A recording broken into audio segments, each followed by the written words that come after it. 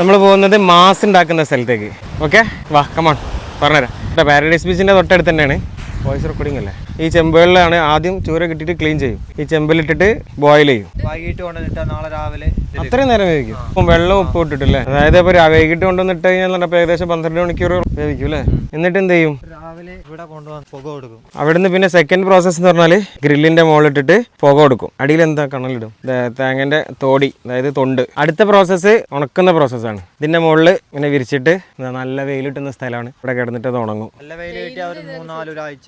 നല്ല വെയിലാണെന്നുണ്ടെങ്കിൽ ഒരാഴ്ചയൊക്കെ ഉണങ്ങാൻ സമയം എടുക്കും കേട്ടോ. അപ്പോൾ ഇതിലിട്ടിട്ട് ഉണക്കി കഴിഞ്ഞാൽ മാസിന്റെ പ്രോസസ്സ് കംപ്ലീറ്റ് ആയി. മാസ് ഉപയോഗിക്കുന്നത് ചമ്മന്തി ഉണ്ടാക്കാൻ ഉപയോഗിക്കും, കറി ഉണ്ടാക്കാൻ ഉപയോഗിക്കും. മാസപ്പം എന്ന് പറഞ്ഞിട്ട് മാസ് അകത്ത് ഫില്ല് ചെയ്തിട്ട് വന്നിട്ട് ഒരു സ്നാക്ക് ഉണ്ട്. ഇവിടുത്തെ ഒരു ട്രഡീഷണൽ ഒതന്റിക് ഐറ്റം ആണ് മാസ്. പുക കൊടുത്തു കഴിഞ്ഞാൽ ഇങ്ങനെ മുള്ളെടുത്തിട്ട് അത് മാറ്റിയിട്ടാണ് ഉണക്കാൻ വെക്കുക. അപ്പോൾ മാസ് ഉണ്ടാക്കിയിട്ട് ഉള്ള വേസ്റ്റ് ആണിത്. മുള്ള് ചൂരയുടെ മുള്ളാണ്.